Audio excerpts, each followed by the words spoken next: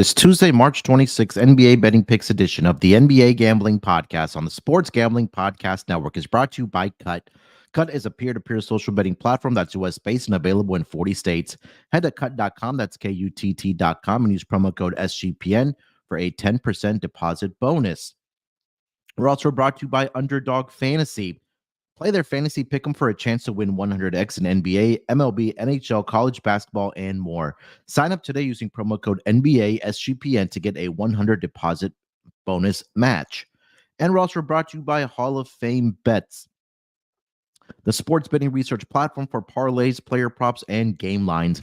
Download the Hall of Fame Bets app or visit hofbets.com and use promo code SGPN to get 50% off your first month and start making smarter bets today. Welcome, everyone, to the NBA Gambling Podcast, part of the Sports Gambling Podcast Network. It is Tuesday, March the 26th, currently 11:12 on the East Coast. I'm your host, Munaf Manji, and joining me here to help me break everything down for the Tuesday night card and recap what we saw in the association yesterday. I got my guy here with me. It's Scott, Studio Reichel. Scott, what's going on, my man? How you doing this Tuesday morning? They're doing pretty well. Looking forward to the actual NBA games, even though there's only 4 of them, but it is what it is. Bit weird. We're all kind of stuck in purgatory because we're waiting for the tournament to start up again, but it is what it is. I had a pretty decent day on Monday, mostly pivoted to hockey, so can't complain. How's your day for NBA Monday? So I'll start with the good side of it. If you listen to our podcast, you know that the only time you play the Boston Celtics, it's in the first half. I know we'll talk about it here in a minute. So I gave out the Boston Celtics as my lock for the first half, 6.5. That one got there rather easily. Didn't have to really sweat that one out. And then I also played the Knicks first half. I parlayed those two together, had a pretty good day on that. And then I gave out Amen Thompson over 9.5 rebounds, and then laddering that up to, I think, 12 plus and then 14 plus. He had 9 rebounds, Scott, in the first half. You want to take a wild guess on what he had in the second half? I'm going to say 0. 0 is correct, my friend. 0 rebounds in the second half. So not only did I not catch the player prop that I played over 9.5, it looked pretty solid going into the second half, where he could have gotten, I don't know, at least 13 rebounds and hit some plus money there. But nope, didn't get it done there. So I was a little bit sour about that. But yeah, it turned out to be an okay night for me as well. What else was on? Yeah, like you mentioned, we're all kind of waiting for the Sweet 16 to kick off, and then obviously with MLB opening day on Thursday as well. So great week of sports, and I think I mentioned this to Terrell, and he agreed yesterday as well that we're just kind of waiting for this NBA season to wind down. It's starting to drag here a little bit, but I mean, Terrell gave out Devin Vassell 25 plus or 20 plus, and Spurs money line at 12-1. So that one, if you bet that one got to the window as well. So overall, the pod had a pretty good day. I was just a little bit sour about my Amen Thompson bet, but At least your team won. They're only half a game back now. Half a game back. So again, yeah, hopefully Golden State keeps losing and maybe we sneak into the play-in tournament. But yeah, and that was without Jabari Smith last night as well. Again, we haven't played the greatest competition, but we're taking care of business where we need to. So I got to the window last night. They covered the spread. Talked about the team total. They just got off to a slow start in that first half, but then they turned it up in the second half, scoring 63 points. But more importantly, they did get the victory last night. Scott, last night, it was a night of upsets, I guess we can say. I mean, we could start with the obvious. I don't know how many more times we're going to bang on this drum, but Boston Celtics had a 74-56 lead at the half to only get outscored in the second half by 64-44 and end up losing the game by 2 points. A 30-point lead they possessed in that game. I don't think it was a shock to myself. It wasn't a shock to you. It wasn't a shock to Terrell, but it did happen again last night to the Boston Celtics. And I think this is the number one reason why nobody, at least us three, cannot trust them in the playoffs to at least make it to the NBA Finals and even win it all. But just another example last night, Scott, of the Boston Celtics fumbling another huge lead. Yeah, there's a lot to get into for that game. Not even just the fact that Boston choked it, but the events that unfolded in the last minute to actually get the Hawks the win. So there's a lot to unpack. I'll start off with the basic stuff. Same old Celtics. They just seem mentally soft, and when things start to unravel a bit, this team still can't finish games. Close games, we'll put it that way. Now, it hasn't really been an issue this season because Boston's been up by so much that they are able to go through I'd say most of the bulk of the regular season winning by a lot of margin. But every now and then, when they let a team hang in there, they just are prone to self-destruct. And we saw it again last night. And you can say that we weren't really shocked based on what's happened this entire season. I was shocked because it's Atlanta. Atlanta with no Trae Young? I guess it's one thing if you're going to lose to the Cavs. That was a terrible loss too, but Dean Wade goes nuclear. You have one insane moment where one guy has the game of his life and you still lose. Obviously, you should still win that game, but something abnormal happens. That really didn't even happen in this game.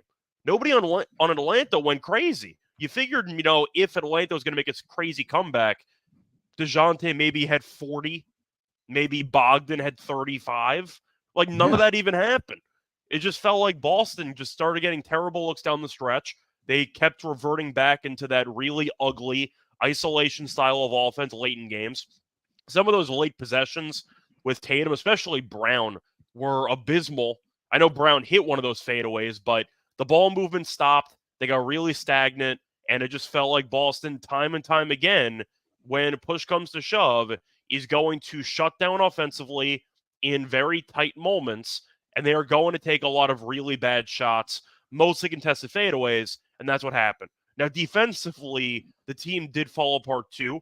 DeJounte had a couple of big shots down the stretch, including that blow-by against Horford at the end to give him the go-ahead layup. Then you had absolute just chaos in the final, 11, 12 seconds because Atlanta takes a shot, Capella gets a rebound. So the game is not over per se, but Capella makes a smart play because we know he can't shoot free throws. So he gets the ball out of his hands. And it's like, all right, smart play. To DeAndre Hunter. And you're like, okay, they're going to foul, hold the ball, and they're going to go to the foul line.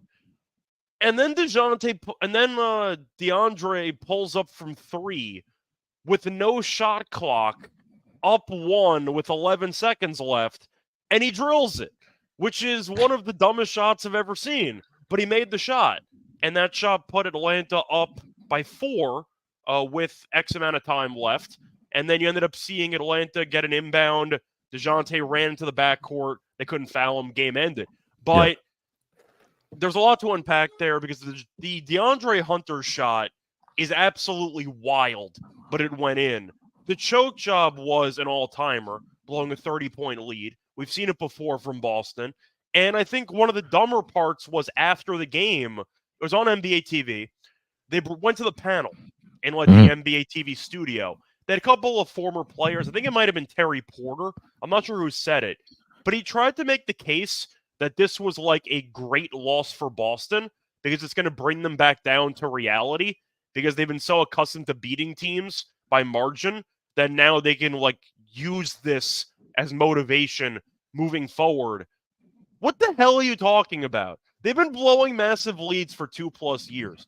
It's not like a random outlier. This is a trend, and it's a really, really big problem. And when you're going to blow leads like this all the time because Missoula shuts down, the offense shuts down, and you get complacent, if it happens multiple times in a month or multiple times in the span of a season, I'm not going to look at it as a positive and try to spin this. It's a problem. Your coach is a problem. Your star players are problems down the stretch, and that's going to cost them in the playoffs at some point. I think we've seen this story before. And I mean, again, I was looking at the score last night after Just for Kicks, after the half. And they've just been, I think it's been a theme all season long for this Boston Celtics team. They just haven't been a very good third quarter team. And I think when it comes, I think that's been the detriment for them over the past several seasons, that these good head coaches, example of Eric Spoelstra, who led that Miami team to the NBA Finals last season. Some people may call it a fluke, but I think he's one of the better head coaches, if not the best, of making those halftime an in-game adjustment. I think I talked a lot about that when we were talking about the playoffs last year.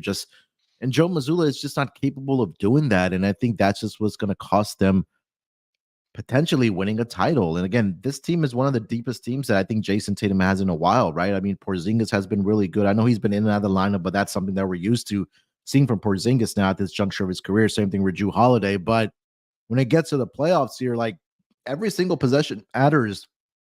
And if you're up by 20, 25, 30 points, like if I'm a head coach in the locker room in a playoff game, telling if my team is up by double digits or in that span, I'm telling them that my mentality is that this game is still 0-0, that you still need to go out and play like this game is a tie ball game, because those one or two games that if they cough up a lead and it happens in the playoffs, nobody, I mean, they're not going to hear the end of it, especially from our podcast. And we know that this is something we're used to. And this is exactly why you can't trust the Boston Celtics for a full game. So I mean, I saw the final score. I honestly wasn't shocked. I went back and watched the highlights. It was just the same old Boston to me. So I don't want to keep on banging on the same drum here. But again, for Joe Mazzulla, he has to figure it out before they get to the playoffs. Do I trust that he will?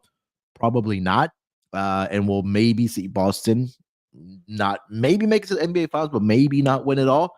But I think it's really going to come down to what Joe Mazzulla does in the playoffs and making those adjustments for the Boston Celtics. Couple other games last night here. I know we already talked about the Rockets. Again, they're on the heels of the Warriors for that 10th spot now, half a game back. I know we'll talk about the Warriors here later in the episode. Spurs, we talked about it. They they hosted the Suns for that second game of that kind of back-to-back opponents. They played each other on Saturday. Phoenix won that game. And then Spurs returned the favor without Wemby. But more, I think, injury news again for the Phoenix Suns, that Bradley Beal leaves the game. No shock there again. I think he had a ring finger injury. The X-ray came back negative. We'll see if he's going to miss some time. And then also Yusuf Nurkic missed or left the game with an ankle injury. He did not return as well. So 2 of your 5 starters there now have injuries. We'll see if they're able to go or not. Doesn't seem it's going to be significant for those 2 guys. But Suns drop a game in which they should have win, because, and Terrell and I talked about this yesterday, that was possibly a look-ahead spot for the Phoenix Suns, because they now have to go to Denver. I believe it's Denver, OKC, and then New Orleans on a 3-game road trip here that could determine if they're going to be in that top 6 here, Scott, or they're going to fall into that play-in tournament bracket. So a great call by Terrell yesterday, 12-1 with the Vassell 25+, and the Spurs money line. But again, a bad loss here for the Phoenix Suns. Yeah, I also want to congratulate all of us, because during the preseason win totals episode, we gave out the Suns under 52.5 wins. They officially cashed the under last night. So congratulations to all of us for fading Phoenix, who thought that this team was either A, not going to mesh well, or B, not going to care about the regular season. And it appears it was mostly A, but the point is the Suns officially clinched the win total under for them. So we all ended up sweeping that side of the prop. Yeah, I was anti-Beal trade at the time. He had 9 points last night. Losing to the Spurs without Wemby is hilarious. Almost as hilarious as allowing Jeremy Sohan to score 26 points while recording 18 rebounds, with a separate story. Big 3-pointer by him at the end of the game. A lot of teams in the West, especially at the bottom, had a lot of expectations. I'm talking about play-in bottom. But they had a lot of expectations. They've underachieved. I think Phoenix will be a play-in team. They might miss in general. The Lakers, I think, have the best chance to actually get out of the play-in, because at least they look the most competent out of those teams. Really low bar, but still, I got to mention it because the Suns have been a mess. I know that we've talked about it for a while. Luis in the chat has been mentioning the Suns in the past, and we've been talking about it for months. I don't think this team's any good, and I don't think you think the team's any good either. So not exactly a shock there, but damn, that's a bad loss. Yeah, and again, looking at who they have to play in their next 3 games, all on the road, and potentially without maybe Bradley Beal and Yusuf Nurkic. I think Nurkic is the more concerned, because he's been an absolute monster rebounding the basketball for you.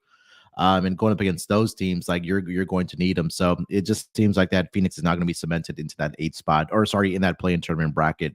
Where right now 6, 7, and 8 are separated by half a game between the Kings, the Mavericks, and the Suns. And we'll talk about the Kings and Mavericks as they do play here tonight in Sacramento. So, a couple of upsets last night in the association. Again, about 9 to 10 games left for each team here in the association before we do get into that play-in tournament, and then we'll find out who will be the 1 to 8 seed at least both conferences, and before we know it, the NBA playoffs are going to be here. Scott, anything else from last night you want to mention? Oh, we talked about it before, but I got to mention it again. Do the Clippers suck now? Yeah, I think so. I forgot who somebody was watching on Twitter mentioned that Ty Lue pretty much came out and said they're soft. Yeah, they're soft. And then he said, I don't think it really matters where we end up. I think he just kind of said this in so many words, so don't quote me on it. But he said in so many words that it doesn't matter where we end up as the 1 to 10 seed because it's very difficult to win in the NBA and you have to go into other teams' arenas and win on the road and blah, blah, blah. So I don't think they really care about winning games at this point. Like for them, it's just about trying to stay healthy and just getting into the playoffs because I mean they have a 2-game lead over this the 6 and 7 spot right now as far as the play-in tournament bracket. So they could win a couple games here, just stay out of that, not having to play those extra games. Obviously, at any point, both Paul George and Kawhi Leonard could go down, but they just have not been playing great basketball since the All-Star break. And I think that was at the game before the All-Star break where they just were ready to get to the All-Star break, and just coming out of the All-Star break, they haven't been good. There's a stretch there where they looked like the best team in the NBA for about a month or so, but then, injuries happened. And again, they're just trying to get to the finish line here. So we'll see. Again, I talked about this on VSiN last night. I just still think that the road goes through Denver. As many people have not talked about it, I think Denver still has the most complete team. And obviously the championship pedigree as well for them coming off of last season. So, I mean, we'll see. It's going to be interesting Western Conference playoffs for sure, but there's only like a handful of teams that right now are playing good basketball at the right time. I think Denver's one of those teams. OKC is one of those teams. I think it's really the top 3, even without Karl-Anthony Towns for the Minnesota Timberwolves. Yeah, I mean, there's a whole separate conversation with the Timberwolves. I've talked about it, kind of the same point for months. Yeah. I just don't know how valuable Cat is to that actual team because Naz Reid came into the starting lineup, and I haven't noticed a single difference. Or you can argue they've even looked better without Cat. That might be a bit stretching it, but you get my point. Defensively with Reid, they're absolutely crazy with Reid and Gobert together. But that's about Minnesota. I'm going to focus more on the Clippers for now. Ty Lue, I get what he's trying to say because they've had a lot of playoff series in the past where they've kind of punted some home games, won some road games. If Kawhi's healthy, then Kawhi's healthy. But I got to point it out, they got a lot of problems. And it's mostly involving James Harden. They don't guard anybody. And that was an issue we were going to run into at some point with this team because Harden has never been a good defensive player. And you can look at the overall star power on this team. Kawhi's a pretty good defender. He's not nearly the guy he used to be, and he has some injury issues now. Paul George has been okay, not the same defender he used to be, but still a pretty good on-ball defender. They don't look like they try on defense, especially in transition, mostly Harden. I got to bring it up because defensively they've been a mess. I mean, you don't need to tell me that Harden doesn't play defense. I've seen that for a good portion of my Rockets fans. Yeah, but that was part of the reason why the Clippers were dialed in for like a month or two, was the fact that Harden, even for a small period of time, and even the rest of the players, seemed to be fully committed defensively. Sure. And they got into the All-Star break and kind of kicked it to autopilot, and now they gave up 133 points to the Pacers, which is embarrassing. Not because the Pacers were bad, but the Pacers had a track meet game against the Lakers the day prior. Yeah. You can't give up 133 to a team that gave up 150 the night prior. Like, you figure they're going to be exhausted. And the Pacers were one of the worst back-to-back teams in the league, and you got housed at home. Yeah. That's a problem. Yeah. And again, I just think that it's, again, I've seen this movie before with James Harden. It's like if he's not committed on the defensive side, like you're going to be in real trouble.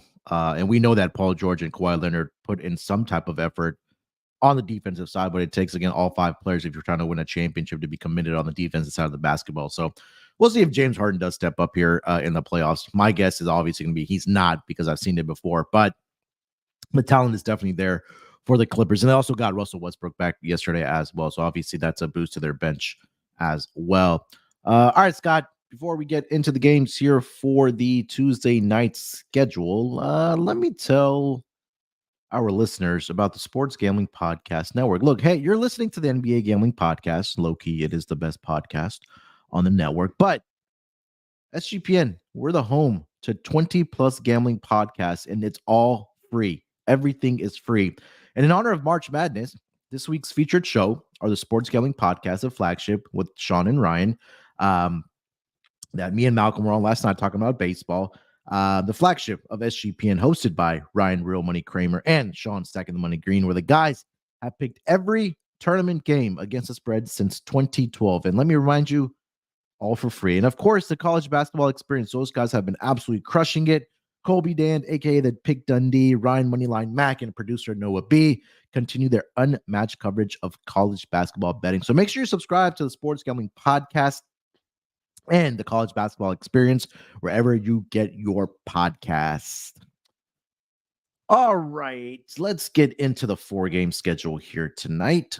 Scott will lead it off. On paper, these are like pretty good matchups here tonight. We'll start here with the Golden State Warriors. They are in South Beach here tonight to take on the Miami Heat. Currently, as it stands, the Warriors are a 2.5-point road favorite here with a total of 217.5.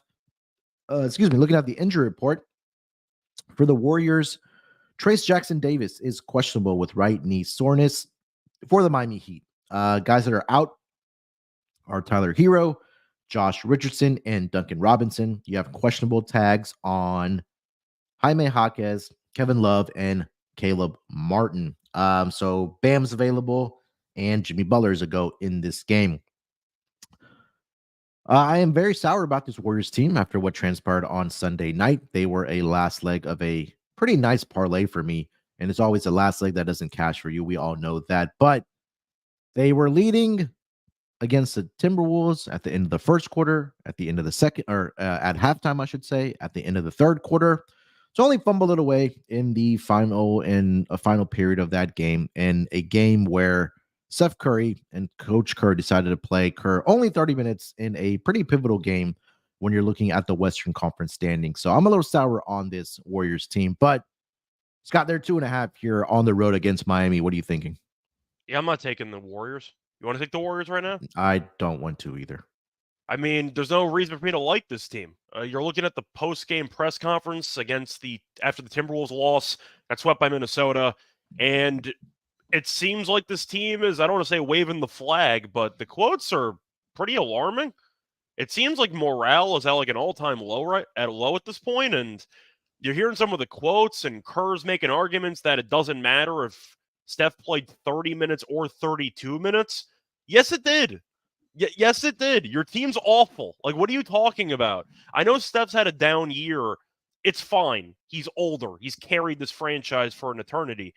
You can't, limit your best player's minutes when your team's in danger of missing the play-in. What are you waiting for? You're waiting for Cancun? Like, what are you saving his minutes for? I don't know what Steve Kerr's talking about. You're in danger of getting caught by the Rockets and missing the play-in. How is Steph not blindly playing 35-plus minutes per game?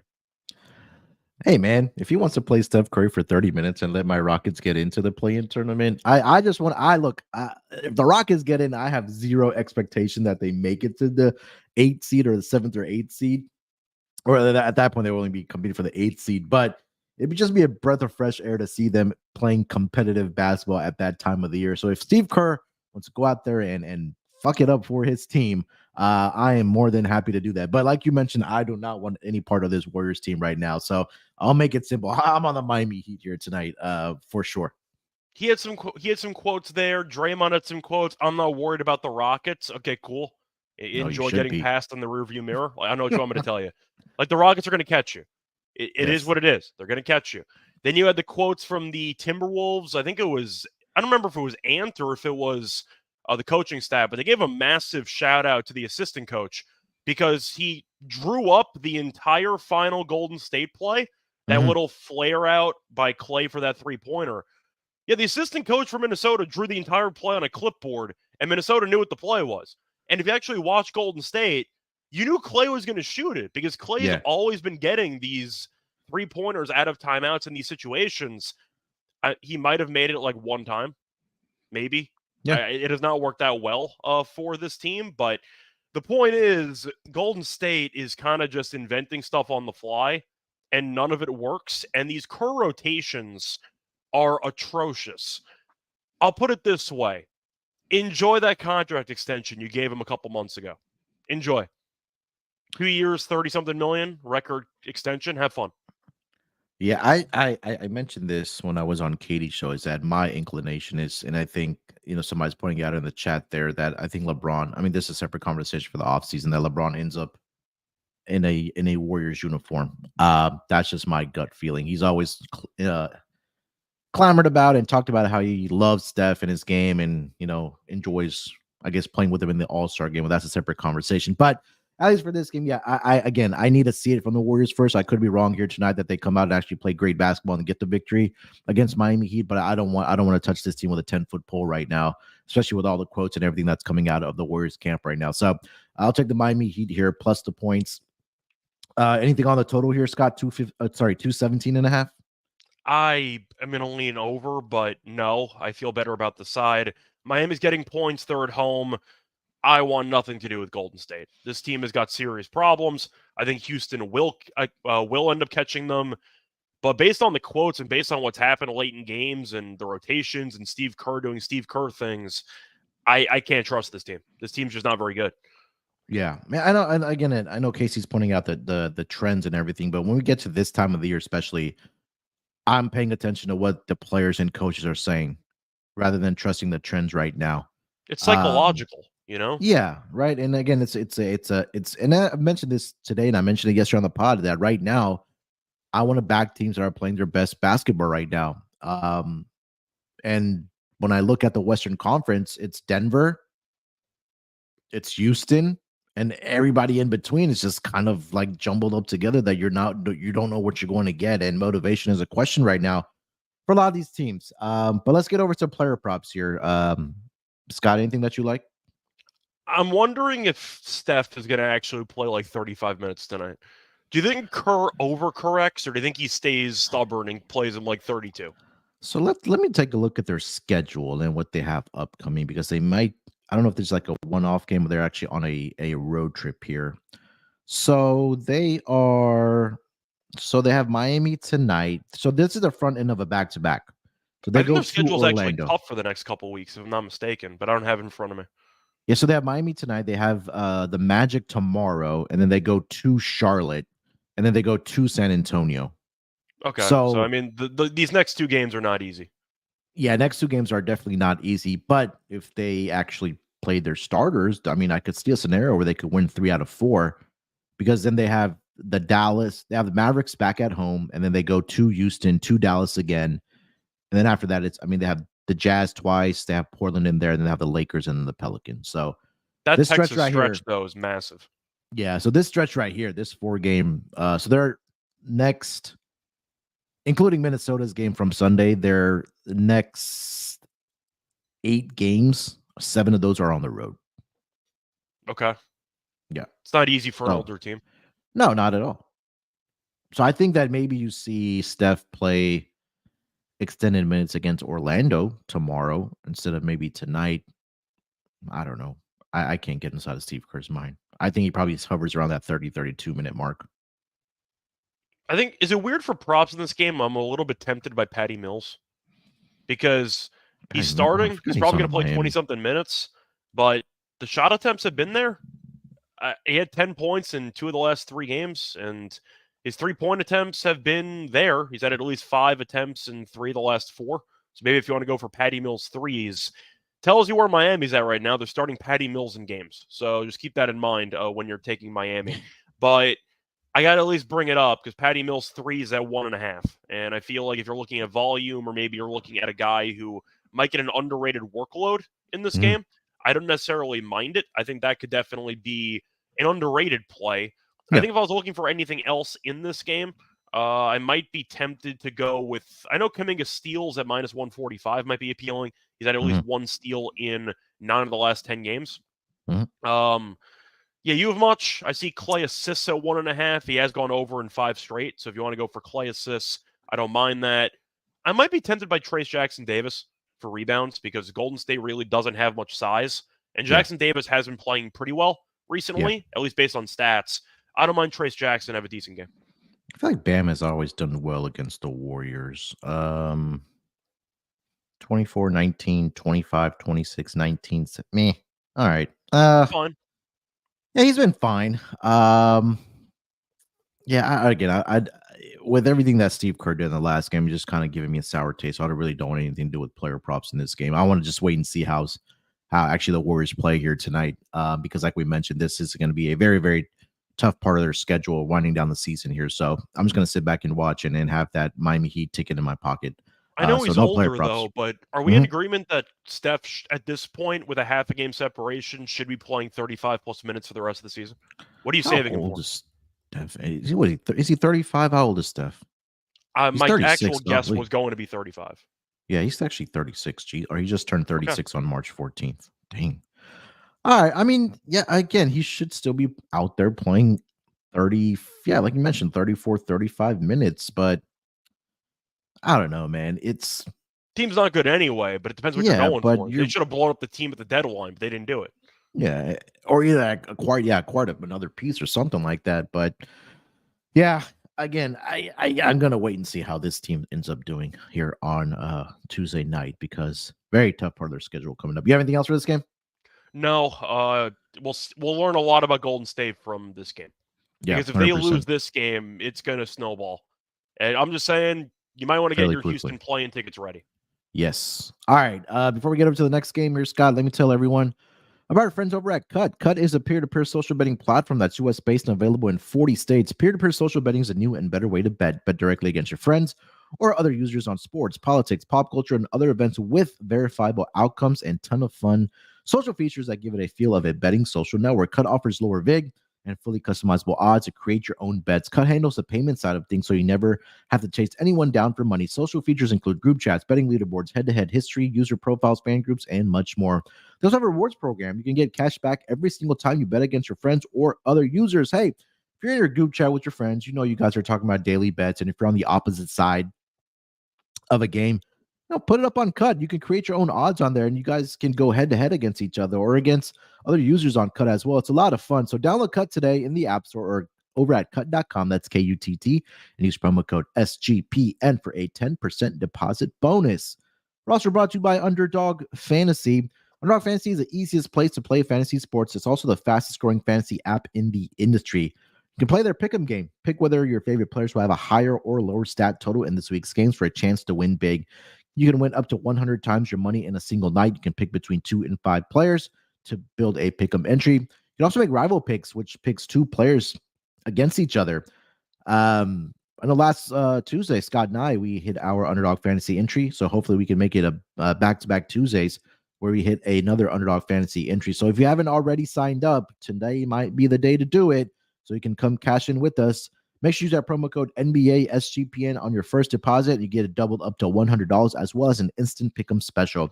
Visit UnderdogFantasy.com or find them in the App Store. And don't forget to register with our promo code NBA SGPN to get your first deposit doubled up to $100. Must be 18 years or older and present in a state where Underdog Fantasy operates. Terms apply. Concerned with your play, call 1-800-522-4700 or visit www.ncpgambling.org. All right, Scott, let's get over to the next game of the night. We've got the LA Lakers. They are going to be in Milwaukee here tonight to take on the Bucks. Currently, as it stands, the Bucks are 8.5-point favorite with a total of 231.5. Looking at the injury report, let's start here with the Lakers. I don't want to say no LeBron, but LeBron is officially doubtful here tonight. No, he got announced out. He's okay, so yeah, officially out is LeBron James. Anthony Davis is probable here tonight. Gabe Davis and Jared Vanderbilt and Christian Wood continue to be out for the Lakers. For the Milwaukee Bucks, Giannis is probable. Chris Middleton is probable. And Marjon Beauchamp is questionable here tonight. So mostly everybody is a go for this Milwaukee Bucks team. Bucks laying 8.5 here. Scott, any thoughts on the spread here? So normally you'd blindly fade the Lakers because LeBron's not playing, but They've been decent this year when LeBron has not played. Having said that, the Bucks probably had the best defensive performance they've had all year in their last game because they killed Oklahoma City. That game was just an absolute destruction. Yeah. Defensively, they were great. Shea did nothing. They won the game by 25. They were incredible in that game. So that kind of gives me a little bit of a scare because if Milwaukee can play like that defensively, they can give a lot of teams a lot of problems. But do I think the spread's too big? I do. I'm going to link to the Lakers. It's a national TV game. We'll see if the free throw numbers are crazy for the Lakers. They usually are. But I am going to lean to the Lakers. I just like what I've seen from this team when LeBron has not played. Not in the sense that they're better off without him. That's not what I'm saying. But normally, in years past, if LeBron did not play, whether it was with the Lakers or with Cleveland, it was an automatic loss. That's how it went for the last couple of years. This year, not so much. They've been okay. When LeBron has not played, I think they could hang around.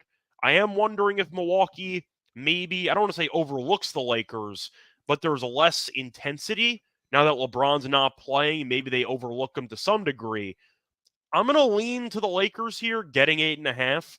We saw them beat the Celtics when LeBron didn't play. We've seen a couple of get-up spots for the supporting cast when LeBron's been out.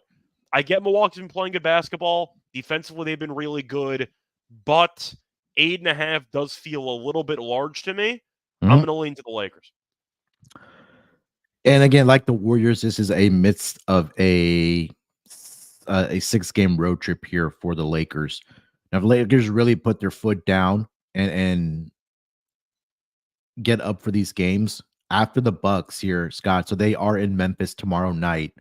That's a winnable game. They go to Indiana, maybe a revenge spot there for the Pacers.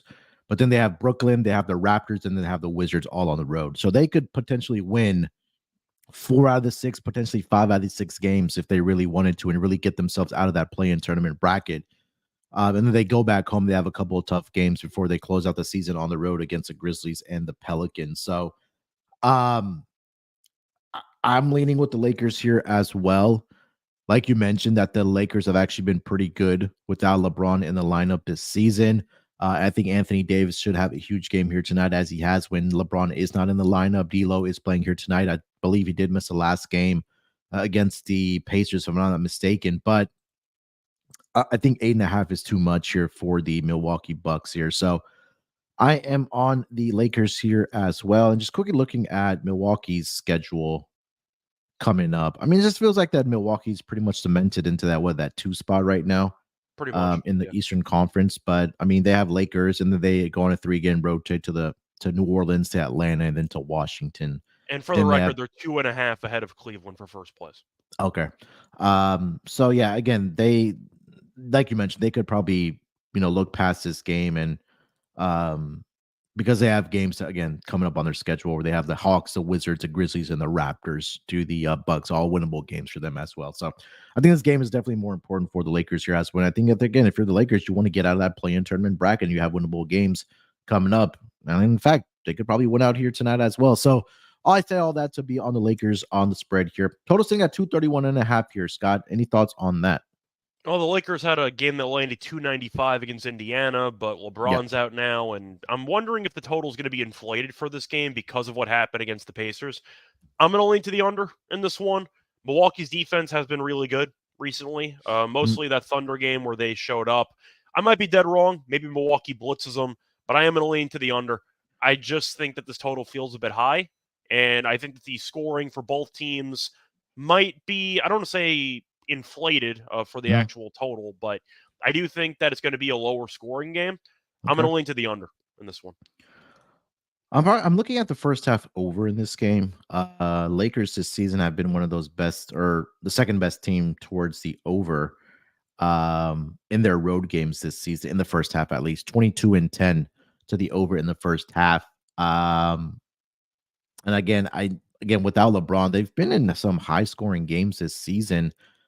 These two teams actually did match up on March 8th.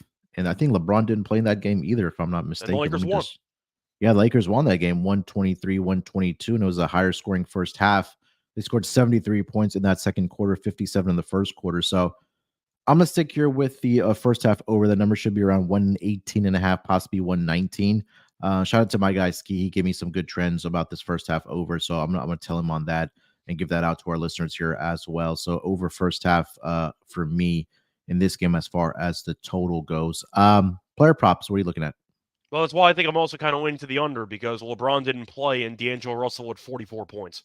I Yeah. don't see D'Lo going 17 of 25 again. I don't see Yeah. that happening. Mhm. So I'm expecting a bit of regression in that one. So I am going to lean to the under as a result. Now, Okay. you mentioned you said player props? Yeah, player props. Yeah. Okay. So I feel like I got to start with Anthony Davis. I say it Mhm. every time he should dominate in this matchup because I just think he's more athletic than Brook Lopez, obviously. But you're looking at AD, who's been really good. Having said that, if you think the Lakers get routed, that means that AD probably didn't do anything. So you might be in a bit of a danger zone area, but I'm going to give AD the benefit of the doubt. I am going to lean to AD to go over his props in this game. D'Lo had 44 points and 9 assists in that game. I'm not taking the points. There's no way I'm taking D'Lo points after he scored 44 last game Mhm. against this team. Having said that, I think the assists are worth a look. I am wondering Yes. with Milwaukee changing their defensive coverage. We know that D'Lo assists without LeBron have been going crazy this season, and I think it's a pretty good spot for D'Lo. His number's at 7.5. I don't mind the 9.5. Go for a double-double with Yeah. D'Lo, but he's been really good facilitating with LeBron being out, primary ball handler when LeBron doesn't play. Give me D'Lo over 9.5 assists with an alt line.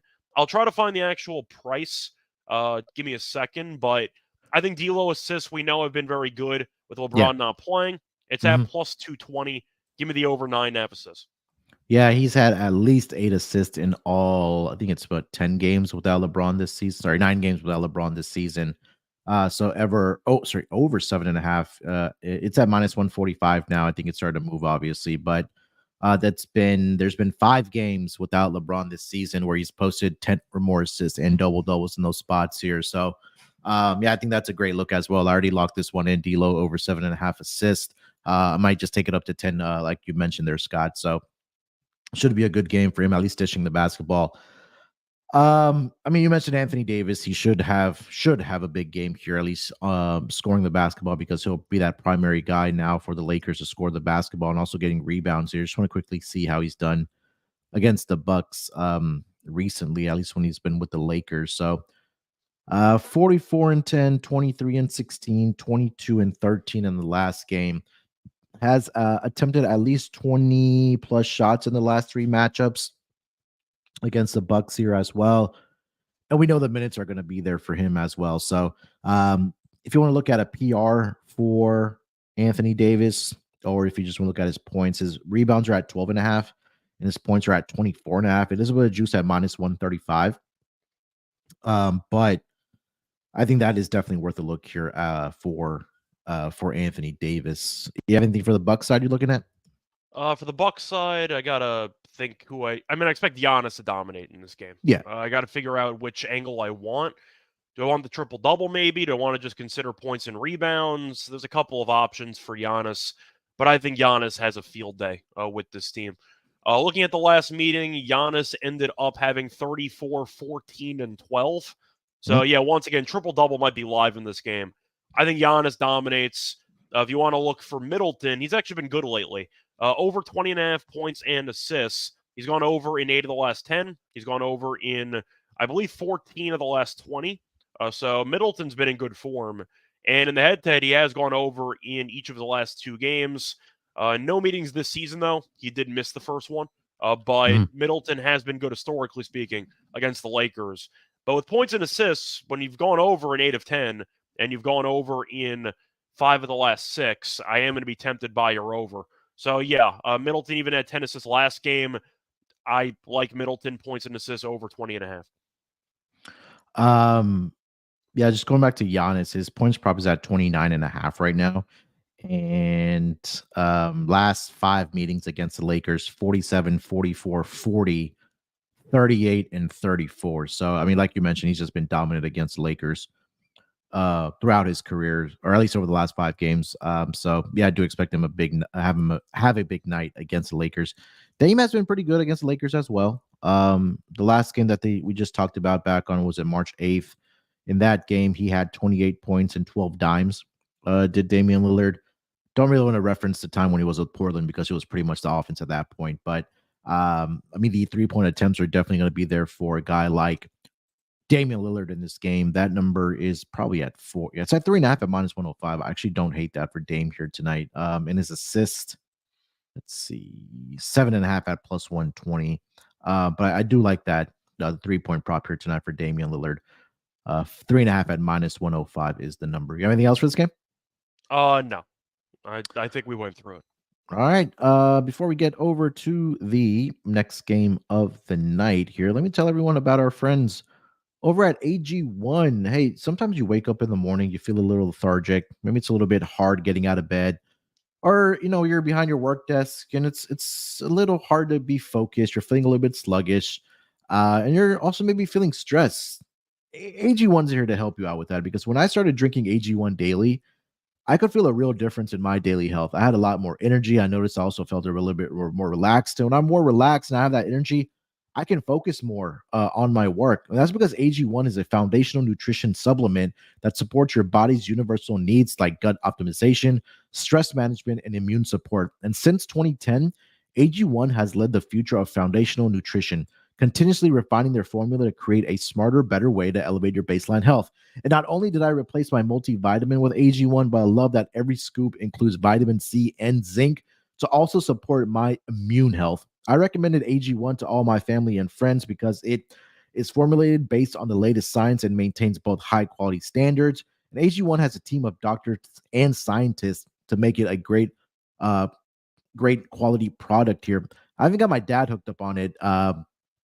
And he started drinking AG1, and he always telling me how he feels a little bit more energetic. It also supports his gut health as well, and he doesn't have that stress level. And if he does, he says it feels manageable. So again, like I mentioned, AG1, it's been a real help for at least my gut health and my immune health as well, and just giving me that energy that I need, to get work done and do these pods for you guys as well. Sometimes it could be a grind, but AG1 has really helped me out a lot. So if you want to take ownership of your health as well, it starts with AG1. Try AG1 and get a free 1-year supply of vitamin D3, K2, and 5 free AG1 travel packs when you first subscribe. Go to drinkag1.com/SGPN. That's drinkag1.com/SGPN. Go ahead there and check it out. And we're also brought to you by our friends over at Hall of Fame Bets. Win bigger by betting smarter this NFL season and NBA season with Hall of Fame Bets, a sports betting analytics platform for parlays, player props, and game lines. Research every NBA and soccer bet with historical stats and data. Enter any parlay idea into Hall of Fame Bet's revolutionary parlay optimizer tool to get hit rich broken down by leg, as well as an expected probability for the entire parlay. Sort all players by hit rate for any bet to learn which players are hot and which picks have value. Stop betting in the dark and join over 30,000 users researching with Hall of Fame Bets to craft more intelligent, data-driven parlays. Download the Hall of Fame Bets app or visit HOFBets.com and use promo code SGPN to get 50% off your first month. Start researching, start winning with Hall of Fame Bets. All right, Scott, let's keep it moving here. Let's get into the next game of the night. We've got another good one here. We've got the Oklahoma City Thunder. They are headed to New Orleans to take on the Pelicans in this game. Currently, as it stands, the Thunder are a 1.5-point road favorite here with a total of 223.5. Looking at the injury report for both of these teams, for the Oklahoma City Thunder, pretty clean injury report. Everybody is to go. For the New Orleans Pelicans, no Brandon Ingram. He's dealing with that left knee bone contusion. We know Dyson Daniels is going to be out, and that is pretty much it. So just no Ingram here tonight for the Pelicans. He's dealing with that left knee issue. Start with the side here, Scott. -1.5 for the Thunder on the road in New Orleans here tonight. Yeah, so I know that Ingram's out, so that might be why OKC's favored, but I'm not going to take OKC here. I'm going to take New Orleans. I like how they've played. Zion's been so damn good this year, and nobody's noticed because of fat jokes for the last 4 months. But he's been so good at basketball. I gotta go with the Pelicans here. They've been really good, and OKC. We've talked about it for a couple weeks now. They have been winning games. They had a really easy schedule for the last couple of games. They had a hard time covering. It feels like OKC. I don't want to say is on autopilot, but it does feel like mentally they're not always engaged for all 48 minutes. Now, New Orleans definitely is never engaged for all 48 minutes. You can argue it's kind of a wash. But the point is, you're looking at the teams that they've played recently. OKC has really not looked dominant against bad teams for the most part. They've had some decent runs in late in games to win by double digits, but they've kind of let bad teams hang around. Milwaukee killed them by 25 in the last game. So you can argue that it's a good get up spot for OKC. But New Orleans has been really good at home. New Orleans, they're looking at the overall record this season just straight up. And New Orleans in the Smoothie Center has been good. They're 20-13. You're looking at the Thunder being 21-14. Faced off 2 times this season. Coincidentally, the road team did win each of the first 2 meetings. But I think New Orleans has been good. Just simply put, defensively, they've been great. They've been playing Valanciunas less. Nance has been good. Zion's a freight train going to the rim. He had 40-plus points the other night. And also we know OKC can't rebound. So I think that the Pelicans are a bad matchup. I'm going to lean to New Orleans here. I feel like it's a borderline coin flip game. You're giving me close to even money on a coin flip, which I'll do. But give me New Orleans at home. I think the Thunder are a team that are good, not amazing, and they can kind of they can feel the 1 seed starting to slip through their fingertips a bit because Denver keeps winning. So I'm going to lean to the Pelicans here. I said before, I think the Pelicans in the chat would beat the Clippers in a first-round series if that was the first-round matchup. I like this team. I don't know who on OKC is going to stop Zion. So I'll go with the Pelicans to get the job done. Yeah, I mean, like you mentioned, these 2 teams are very evenly matched right now. And Pelicans have been, like you mentioned, playing great basketball. And it's really been flying under the radar, right? They've won, 5 out of their last 6 games. They've won 8 out of their last 10 straight up. And I think this is another important game for both of these teams here tonight as well when we talk about seeding. And like you mentioned, right, the Pelicans are still in that fight for the number 1 seed in the Western Conference right now, full game behind the Denver Nuggets, and the New Orleans Pelicans hanging on, for that 4th spot right now, where they're record-wise they're tied with the Clippers. So, again, I understand maybe why, or do understand why the Thunder are favored here. I think that if Ingram was in this game, maybe this would be more of a pick'em game, or maybe even Pelicans favored. But like you mentioned, Zion has been playing some great basketball. I think the edge for this Pelicans team, like you mentioned, it's going to be on the boards, right? It could be, Zion can rebound. Valanciunas' minutes have been cut back. Larry Nance has been stepping in, but they have guys that can rebound the basketball here. I think that when they create those second chance points in this game for the Pelicans, I think that might just be the difference here tonight for the Pelicans. So at the end of the day, if you do see the Pelicans that out rebounded them, more importantly on the offensive glass here, and they got those second chance points, I think that might just be the difference here tonight for the Pelicans to get this victory. So give me the home dog here, plus the 1.5 on the money line here as well, obviously for the Pelicans. Total's at 223.5 in this game here, Scott. Any thoughts on the total? I'm a bit on the fence on this one, but I think I'm leaning under because each of the first 2 meetings this season did land below 217. So going based off head-to-head so far this season, I am kind of gravitating more towards the under. Also, the Pelicans defensively have just been really good. So I'm going to lean under in this game. It's kind of tricky to use recent metrics, though, because both teams, in terms of competition, have not really faced off against great teams. Pelicans did lose one of the games against a good opponent. They lost to Orlando on the road. We know Orlando's a very good home team. Did beat Miami. I don't know if Miami's good or not. There's a conversation to be had there, but both teams have recently not played many good teams, so I'm not really going to use any of the recent numbers to support or to go against really any takes because these teams are actually good. So it's kind of hard to tell how much of it is a fugazi and how much of it is real. But I'm going to lean under just based on the head-to-head trends so far this season. Yeah, again, I think this could be a playoff atmosphere type of game, especially these Western Conference games here tonight. So I do expect, again, I think the Pelicans have been one of the better defenses over the last 5 games as well. Let me double check here. Yeah, they're actually number 3 when it comes to defensive rating over the last 5 games. I have a net rating of 11.2. And we talk about pace as well when I'm talking about looking at totals.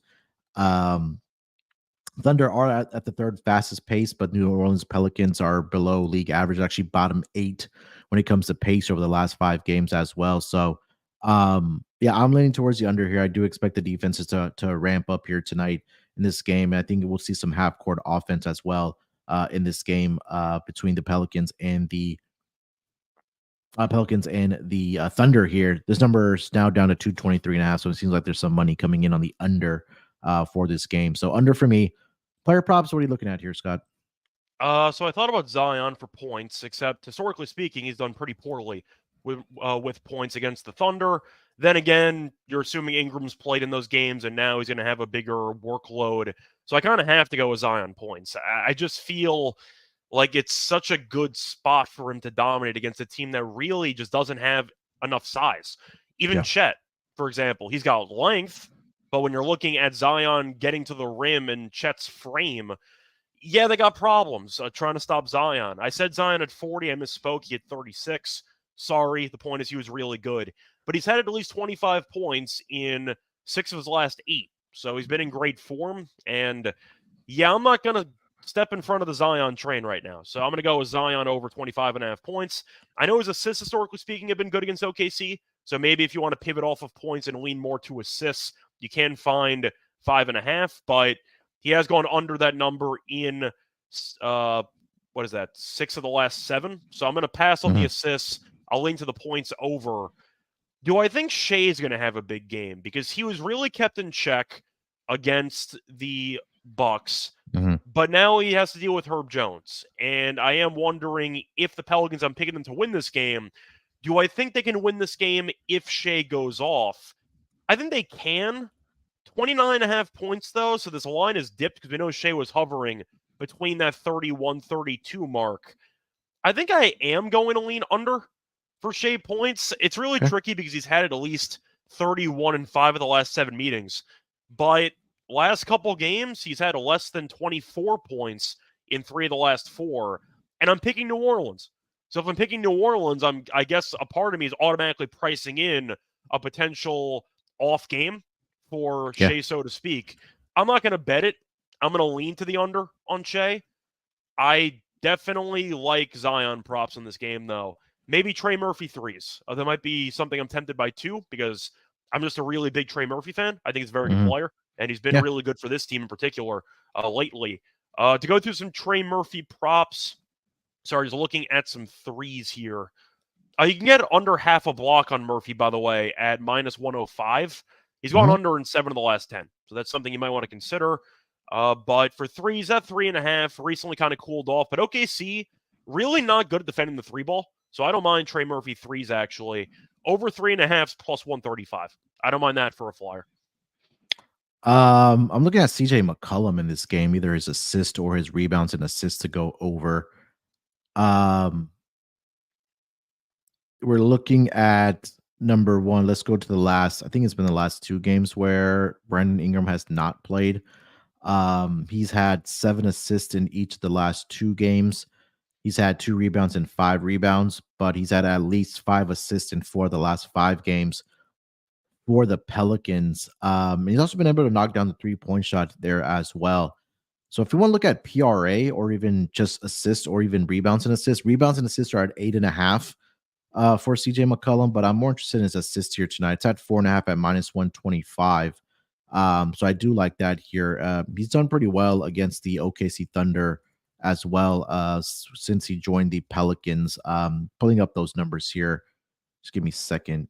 So in the 4 games with the Pelicans against the Thunder, he's had 6 rebounds, 11 assists, 7 rebounds, 8 assists, 11 rebounds, 5 assists, and 6 rebounds and 3 assists. So he's had at least 5 assists head-to-head in 3 out of the 4 games.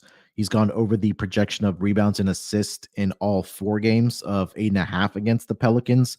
So I'm going to be on that here tonight for CJ McCollum. And then I think his threes, let me see what his threes are at, because pretty much the offense we know is going to be Zion and it's going to be CJ McCollum. Just based off of pure shot volume without Ingram, he should be able to get up the shots. His threes are at 3.5 at plus 105. The numbers right now, he's had at least 4 3-pointers made in 4 of the last 5 games. Overall has CJ McCollum. So I do like some CJ McCollum props here tonight for the New Orleans Pelicans. You have anything else for this game you like? Not that I could think of, but let me quickly see if there's any recent trends to follow for this matchup.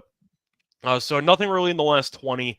Last 10, I mentioned Trey Murphy blocks under already, so that's kind of the main trend there. The rebounds have actually been decent for Murphy. He's had at least 6 rebounds in 7 of the last 10. You can argue with OKC being, once again, not a good rebounding team. It might be a decent spot for Murphy, but I think I basically talked about it. I'll be backing Zion in this game.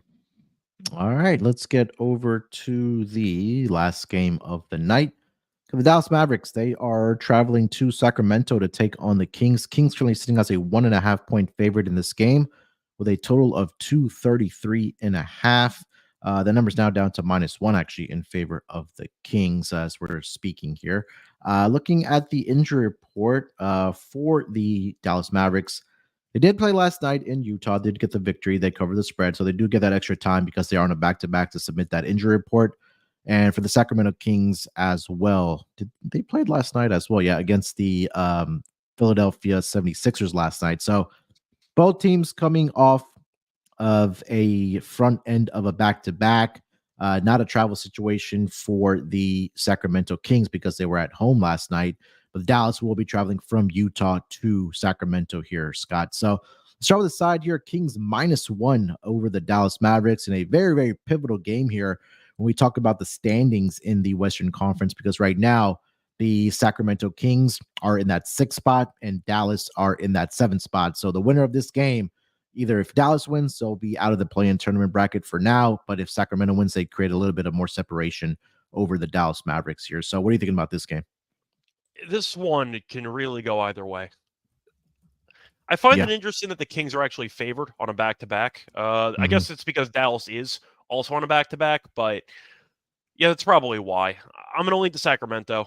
They've been good in the head-to-head. They've won each of the first 2 meetings of the season by 5+ points, won the first one on the road by 16 back in November. Last meeting, though, was in late January, so I don't know if that actually means anything, but the Kings did win in Dallas. So it's actually the first home game for Sacramento against Dallas, and they are still 2-0. Sacramento hasn't played many, if any, good teams recently. Very nice win against Orlando on the road. So props to them for that. But going through the last couple of games, beat the Sixers yesterday. Sixers we know aren't very good. Lost to the Wizards. Not sure what happened there. Ended up beating the Raptors. Ended up beating the Grizzlies. So they haven't exactly played much competition recently. But once again, good win there on the road against Orlando. As for Dallas, looking at their recent games, had the Kyrie buzzer beater against Denver. After that, they really have not played anybody. Beat the Spurs, beat the Jazz. So I think I'm going to lean to Sacramento. I know that they might be tired. Luis is mentioning it in the chat, but I got to at least bring up the fact that Sacramento's 2-0 this season in the head-to-head, both meetings in Dallas. So I think that Sacramento at home, I know they've had some really bad spots, or I should say letdown spots at home this season. I'll give it to them. Sabonis set the all-time double-double record for most consecutive games. Light the beam. I'll lean to Sacramento. I think the concern I have in this game is that we take a look at the back-to-back numbers here for both these teams. So Mavericks this season 6-5 straight up, 8-3 against the spread, 6-4-1 towards the over. The Kings in back-to-back games this season, they are 6-6 straight up and 4-8 against the spread. And if their back-to-back game is at home this season, 3-3 straight up and 1-5 against the spread. Obviously, we throw the spread out the window here, unless it is exactly a 1-point victory for either one of these teams here. I'll lean with the Mavericks here. I think they're starting to play good basketball at the right time, but I think for my favorite play in this game is going to be the under, and we'll talk about that total in a second. But as far as a side, I'll lean with Dallas here. I mean, I'm again, it's right out of pick 'em. I mean, you pretty much take the money line for either one of these teams. I'll lean with Dallas. I really don't have a good handicap for it because, again, like you mentioned, this game is pretty much a coin flip. But I do like the under in this game. It's at 233.5. Sacramento over the last 5 games, the number 1 team as far as defensive rating goes. Dallas also number 7. So we have 2 teams in top 7 as far as defensive efficiency goes over the last 5 games. Talk about pace. Sacramento, traditionally, we've seen them be a faster paced team, but they're actually bottom 10 when it comes to pace over the last 5 games. And Dallas, As far as pace goes, where is Dallas? Dallas. Where's Dallas? They're actually number 6 in pace, but I think this is going to be one of those games where it's going to be a playoff atmosphere. I think both of these teams know what's at stake when it comes to that Western Conference standings here. And again, maybe you see some tired legs from both teams because they are on the second end of a back-to-back here. So will go with the under as my favorite play in this game. You got anything on the total? I'm going to lean under as well. You mentioned playoff atmosphere. Both teams on back-to-backs. I'm going to lean to the under as well. All right. Let's get to player props. Anything you like? Actually, I want to address what Knuckles said first, because he's bringing up the Kings to win the division. And they're only 2 games back of the Clippers, I believe, right now. You might be onto something. I'm going to throw that out there. Do I think they're going to win the division? I don't know. But what I do know is that based on the current form, with them winning 4 straight, you got a case. That's all I'm going to say. You got yourself a case. 8-1's really not that bad. You might want to look into that. Let's just quickly take a look at their remaining strength of schedule for both these teams. So Sacramento. While you pull that up, I know Yeah, Luis, for example, tried to make a case earlier this season for Cleveland to win the division against Milwaukee. Sometimes you might find some value that you think is worth pulling the trigger on, but you just don't see happening. I can definitely see the Clippers not finishing in first place. This team, as Ty Lue said, doesn't care about seeding. It doesn't really matter. I think the Kings might actually be onto something here. So Sacramento has the 3rd most difficult schedule remaining. They do have a head-to-head against the Clippers left, 1 game, 1 against the Thunder, 1 against the Pelicans, 2 against Dallas. Clippers have the 10th most difficult schedule remaining. They have games against the Denver Nuggets, Sacramento Kings, 2 against Phoenix, 1 against Philly. But they don't really care. That's kind of the point, is that they can just sit a bunch of guys in random spots. Look, with 2 games back, and we talked about what we look at when we talk about press conferences and quotes that are coming out of these teams at this juncture of the season. 8-1. I mean, I would put something down on that. I don't think that's a bad bet at all. Coach that's called them soft. There. Yeah. I mean, that's not a buy on quote, tell you that much for the Clippers. Yeah. Coach calls you soft publicly. Yeah, just parlay Kings division with UConn to win the title? No, I don't know. You could just figure something out if you want. Houston to win the title. Houston to get into the play-in tournament. If Houston wins the title, my bracket pool's in good shape. So I had the hot take of fading UConn in all my brackets because I figured everyone was going to have UConn. So I went contrarian. That UConn team's really good, though. So just saying. Get creative with it. Player props, what do you got? For player props in this game, I like Luka rebounds at 9.5. I like the over. He's gone over in 8 of the last 10. If you want to go back even further, he has gone over in, 7, 9, 10 of the last 12. And in the head-to-head, he's been good. He's had at least 10 rebounds in 3 straight. Exactly 10. So it might be a little bit of a sweat. But still, I think Luka, you mentioned the under, maybe more misses. Luka might be on triple-double watch in this game. Did have a triple-double last game against the Kings. I like the over for rebounds for Luka.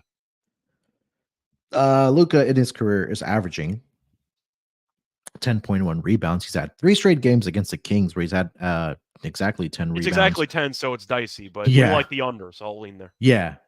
Not many player props for me. I want to see how Sabonis has done against. If you were curious, by the way, Luka triple-double set at about plus 180.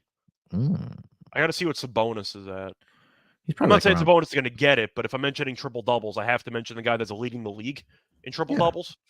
Shout out to the non-All-Star Sabonis. He's at plus 210. Yeah, he's only had 1 career triple-double against the Mavericks, which was back actually last season. 19 points, 11 rebounds, and 11 assists. But he's played in 17 career games, only 1 triple-double against the Dallas Mavericks. His rebounding prop is probably inflated here tonight as well. Let me see. Yeah, 14.5. I mean, God, that's a big number. He's had 15 or more rebounds 3 times in his career against the Mavericks in 17 games. I'm not saying take the under, but the numbers are certainly not backing up the over. So I'll dig a little bit more into the player props for this game. I just didn't get a chance to get into this game as far as player props, but nothing for me in specific. Do you have anything else? No. I think we basically covered it. Mostly Luka. I know Keon Ellis has played a lot of minutes recently, so maybe if you want to go for his props, you can be tempted by it. I'm not sure how good Keon Ellis actually is offensively, but he's there for defensive purposes. So that's kind of why I'm hesitant on him. I don't mind Harrison Barnes, potential revenge game here, which is probably a bad sign because I'm leaning to a Harrison Barnes over, which has never happened before. So that might be a sign to take his unders. But Keon Ellis, I mentioned before, his points and assists under 9.5 has actually cashed in 7 of the last 10, cashed in, I believe, 17 of the last 20, and he's never gone over against Dallas. So if you want to go for Keon Ellis under PA at 9.5, I don't mind that at minus 125. Harrison Barnes points prop is at 12.5. Last 5 games against, that's all the way back to 2021. Last 4 games against Dallas, 13, 16, 12, and 20. So he's gone 3-1 to the over, but one was by the hook on getting to the over, and one was by the hook towards the under. It's just about shot volume for Harrison Barnes. I guess he's going to get the shot attempts is the only question, but it is at 12.5. If you want to get on that for Harrison Barnes. Anything else for this game, Scott? No, I think we covered it. All right, let's get over to our lock and dog here for tonight in the NBA. You want to lead us off? Sure. So for my lock, I think I am going to go to the last game we talked about. I keep gravitating back to Luka rebounds at 9.5. Whether he's going to be going triple-double hunting or whether it's going to be a lower scoring game based on atmosphere and based on stakes. We know Luka had a monster rebound game yesterday, had a triple-double, had himself 12 rebounds. Is Utah a fake team? Defensively, they are, so you can argue that his numbers are kind of inflated. But 3 straight games going over this number against the Kings in the head-to-head, and we know that rebounding-wise, he has gone over in 8 of the last 10. He's gone over, I said it before, he has gone over in 10 of the last 12. I'll back that trend there. I'm going to go with Luka over 9.5 rebounds at minus 110 as my lock. For my dog, I feel like I know what you were going to take, so the question is, do I want to steal it? I definitely want D'Lo assists. I think I have to take it. Sorry if you were going to take it, but it is what it is. You snooze, you lose. Give me D'Angelo over 9.5 assists at plus 220. All right. I was actually going to see if I could get a good number on CJ's assist here. But yeah, D'Lo's a good call here tonight. I think he has a good game as far as dishing the basketball. You've given out D'Lo a lot, so that's why I kind of assumed you were going to take. But yeah, and again, he's been getting to the window, so at least one of us gave it out. So hopefully that one continues to get us to the window. All right, for my lock, it's either between the first half over in the Lakers and the Bucks game or the full game under for the Mavericks and the Kings game. I'll go with the under in the Dallas Mavericks and the Kings game. Again, like we mentioned, it will be a playoff atmosphere. Both teams are top 7 in defensive efficiency over the last 5 games. Sacramento is number 1 in that span. The Dallas Mavericks are number 7. Do think that we'll maybe see some tired legs showing up in that second half because both teams are on a back-to-back situation here. See some half-court offense, but I do expect the defense to be ramped up for this game. So I'll take the under 233 in this game between the Mavericks and the Kings. And then for my dog, let's go over, like I mentioned, to CJ McCollum assist here tonight. Let me see, where is alt assist? So for CJ, over 5.5 is at plus 170. Then if you want to go over 6.5, that's at plus 320 here tonight. So I'll give at that. I think McCollum will obviously have that point guard duties here tonight, and I think that he can rack up the assists. The Oklahoma City Thunder over the last 5 games are allowing the 6th most assists to their opponents. 7th most, right around close to 30 per game. So I think that this is a good spot here for CJ to rack up the assists and have that point guard duties. Hopefully it's a lot of lobs to Zion here tonight as far as my dog. So CJ McCollum, alt assist over 5.5. It's at plus 170, and then over 6.5 at plus 320. If you want to ladder it up a little bit to get some nice, juicy plus odds there for CJ McCollum. All right, Scott, let's put together our Underdog Fantasy entry here for tonight before we wrap up the show. Again, UnderdogFantasy.com. Make sure you use that promo code NBASGPN and come cash in with us. We did cash last Tuesday. Hopefully, Scott and I can go back-to-back Tuesdays here and cash our Underdog Fantasy entry. All right, where do we want to start here, Scott? You want to go with Luka rebounds or you want to pivot? Yeah, we could go Luka rebounds again. And like we mentioned, I think we both think that defenses are going to show up in this game. Maybe miss shots, some tired legs leads to a little bit more rebounding here tonight. So I think Luka definitely for his rebounds. That's at 9.5 there over on Underdog Fantasy. So we'll go higher, 9.5 rebounds for Luka. What else do we like here? Do Do we you want want to go Zion like? points or do you think it's a bit dicey? I mean, he's going to get the shot volume, that's for sure, without Brandon Ingram. It's at 25.5. I don't hate it. I think that again, I think it's going to be a big night, and Hit like you 36 mentioned, last game. yeah. I want to say he's done pretty well against the Thunder as well. So yeah, I think we go Zion. Let's go Zion higher, 25.5 points. And I see two other options we could take. We could either go Middleton, 20.5 PA, or Russell, 7.5 assists. I'm assuming you want Russell. Yeah, let's go Russell. Yeah, it's at 0.9 on the higher, but again, I think that's adjusted with the VIG. Right now, it's up to minus 145. All right, so we'll go with that. It's a nice 5.4x for your return here. So $10 entry will get you a return of $54. So let's go with Luka higher 9.5 rebounds, Zion higher 25.5 points, and D'Angelo Russell higher 7.5 assists. That $10 entry will get you a return of $54 if all three do get to the window for us. Again, UnderdogFantasy.com. Make sure you use that promo code NBA SGPN. That is going to wrap it up. Or we have some time, or a little bit of time here. You want to mention the Jonte Porter stuff? I know the chat was talking about it. We should at least acknowledge it, right? Yeah, I mean, yeah, I go feel ahead. like we kind of have to. Yeah. So just to remember, it's pretty funny. So I don't know which tickets are real. I don't know what. I saw one ticket that was going around with 80K on it with a bunch of same game parlay stuff for unders on Porter. Doesn't that I don't know put if up I a buy red it. flag for you if you're the risk team for whichever book it was? Well, it was DraftKings that had the ticket posted from it. The Yeah. problem you have there is that it said Porter's assists were at 4.5. I don't know when Porter's assists would ever be set at 4.5 unless you had an alt line. So I don't know if the ticket is actually legitimate or not, but let's assume for a second that it is. Do I think he did it? Yeah, I think he 100% did it. But it's an investigation. They're going to wait and see. They're going to try to find some stuff out. I feel like people keep digging and they keep finding more dirt on him. So I think that he definitely did it. It's a bad look for the NBA. It's a bad look for the integrity of sports in theory, because you can argue, where is it going to stop? It's going to snowball. You're going to see a bunch of other sports being impacted. So we'll see what happens there. Do I really care that much? No. You can argue that it's going to affect the integrity of actually betting on the sport and trying to, discourage players in the future from gambling on the NBA because it's rigged or because of stuff like that.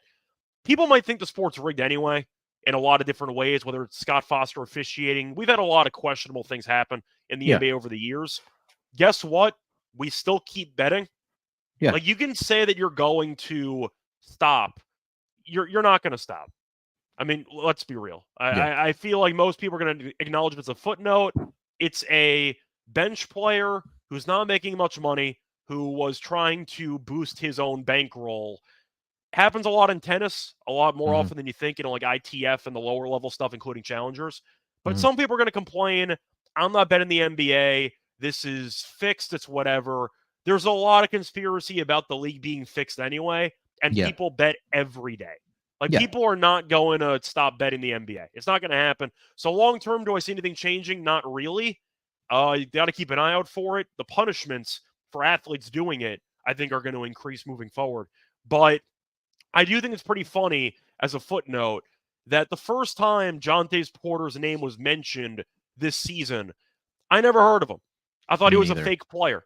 And I think it's kind of fitting that the fake player who I never heard of was intentionally punting his stats. I find that kind of funny, but I never knew who he was. Apparently, he's Michael Porter Jr.'s brother. I didn't know he had a brother, so I find that kind of amusing. The one guy that I never heard of that I thought that was a fake player was allegedly betting on games. So pretty funny when you look at it that way, but do I think it's going to change anything long-term with the league? No. And we're going to head to a commercial break. This NBA game is brought to you by DraftKings. That's all I have to say. So I don't have anything else to add. I think it's a reminder, hilarious. the live line for LeBron points at 23.5. Like, no, nothing's going to change. Every single commercial break involves something gambling related. They make too much money. It's not going to change. So no, nothing's going to happen. Yeah, I mean, I'm getting right there with you. There were some other like screenshots that were put up on Twitter that he had a Discord and he was giving out these plays, or I didn't get to read exactly what it was Apparently, said he has a that he was in the Discord. financial like advice Discord, which mostly involves stocks. But he had like a pay access wall for a private room or whatever, where he might have been giving out some prop stuff. Okay. Yeah, that's I mean, look, this is and this is not the first time, or the last time, I should say, that we're going to see these players, get investigated or whatever the case might be. But yeah, I mean, but we had the Otani stuff. I mean, that wasn't directly with or without him, but allegedly it was with his interpreter. Or now we have Jonte Porter. I'm with you. I didn't know who Jonte Porter was until I saw a picture of him and Michael Porter Jr. taking a picture together, knowing that they were brothers, in fact. So won't be the last time we hear about this. Last time we won't talk about it. It's still going to continue happening. But I think, like Scott mentioned, I 100% agree that the punishment and the penalties to these players, when they do get busted, it's going to be something significant because they're going to jail.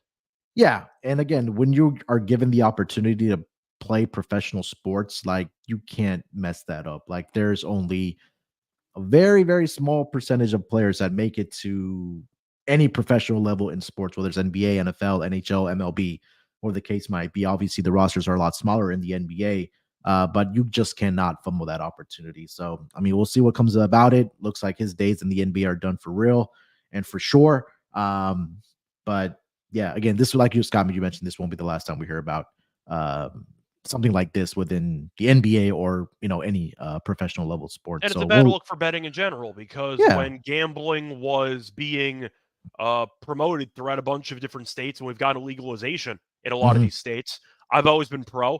You can argue gambling problems are an issue, but at the same point, you can make money doing it. A lot of people are just irresponsible, and they treat it like it's a get-rich-quick scheme. And now you have NBA players actually treating it like a get-rich-quick scheme because they're scheming. And it's a really bad look for the integrity of the actual, I'd say, practice. And I do think it gives gambling a very, very bad look. It was a matter of time, but it's going to cast a negative shadow on gambling. Are states going to change their minds? No. If they're legalized, they're going to keep it because they're making more money than they could possibly imagine. But will it impact potentially other states that have not legalized to finally get over the finish line? I think yes. I think it will deter other states that have not legalized yet to actually legalize, and it might delay the process from there. I don't know if you agree with that, but I think the states that have already legalized, they're making so much money. They could not care less. Yeah, 100%. And I think that, I mean, just take a look at New York and how much they're making off of all the money that is being bet on by, and especially in that state. Just imagine what's going to happen when and if California and Texas get legalized as well. So we'll one quick question that I have for Divine here. Divine's saying that nobody's going to go to jail. I highly disagree. I think Porter's going to jail. I don't think enough people remember that Donaghy, who was rigging games for the Mob back then in the playoff series, most notably in that Kings and Lakers series, he went to jail. Like, people forget he was in a federal prison. He went to jail. You can't rig basketball games. We've heard this with, even if you follow the movie Goodfellas with like Henry Hill, they didn't talk about it, but they were rigging college games back in the day. A lot of guys went to jail. It's a federal crime to manipulate sports outcomes and to manipulate stuff for gambling purposes. He would definitely go to jail, in my opinion. I think he's 100% going to jail. So Calvin Ridley go to jail? If they can prove it, in my opinion. So did Calvin Ridley go to jail? Ridley, no, because he wasn't betting on. I don't think he ever bet against his team, or he ended up betting against like anything like. I thought he was betting on other sports, maybe a little bit of NFL in there. I'm not sure, but if you're actively punting games and you're betting against yourself for personal benefit, there's a lot of conspiracy charges, etc. So I'm just saying, I don't think that it's a foregone conclusion he's not going to jail. I'm just going to throw that out there. Yeah, again, like you mentioned, it is a federal crime to manipulate. We'll see. Sports. I think there We'll will see. be a trial of some kind. Sure. I think there will be a trial. Yeah. So we'll see what happens there. All right, let's put a pin in that, and that'll wrap it up for this edition of the NBA Gambling Podcast. We'll be back tomorrow, same time, same place, with Scott and Terrell to break down the Wednesday card. Make sure to follow Scott on Twitter. That's at Reichel Radio. You can follow me there as well at SportsNerd824. More importantly, follow us on Twitter as well for the podcast Twitter account at SGPN NBA. And also hit that like button and subscribe to the NBA Gambling Podcast if you haven't done so already. All right, we'll talk to you guys tomorrow. Till then, good luck with your bets. Let's break these books off and let it ride.